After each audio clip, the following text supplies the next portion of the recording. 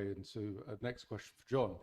So last month I did an investigation into how many times the Israelis had said we're going to set up an investigation into an outcry. And I found 52 instances publicly reported where the IDF has said we will now launch an investigation.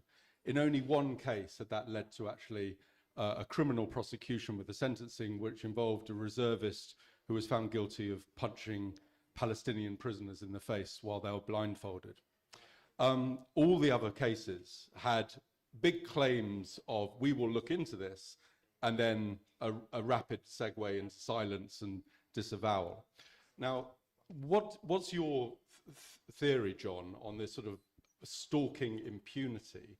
Not just its consequences for Gaza, but the wider framing of the collapsing of the rules of war.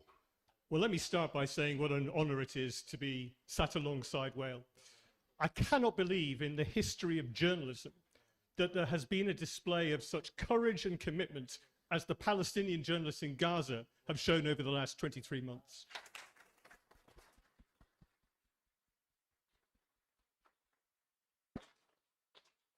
And I cannot believe that there is a journalist in Gaza who has displayed the courage and commitment that Wael has done.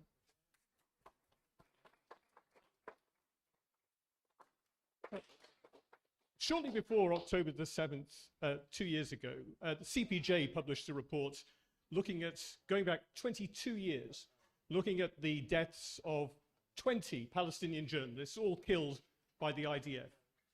In not one case had anybody been held accountable. 22 years, nobody held accountable. And in the 22 months since October the 7th, at least 26 journalists, including Hamza, the CPJ believes have been murdered, directly targeted and murdered by Israel. There is a pattern of impunity and a pattern of the world standing by and allowing this to happen. If over the previous 22 years, the world had done something and not simply acquiesced and allowed Palestinian journalists to be bumped off one by one, then perhaps we wouldn't be where we are today. But there is also a pattern of impunity within the IDF. That the laws of war are very clear that murdering a journalist is a war crime, and the only justification for targeting a journalist is if they are a combatant involved in battle imminently. Not even the IDF says those 26 fit that description. And yet the world continues to stand by and do nothing. And as Wael has said, this is very serious, not just for Gaza, but for all of us, because we're not the only ones watching what's going on there. Right around the world, other despots are watching what's going on.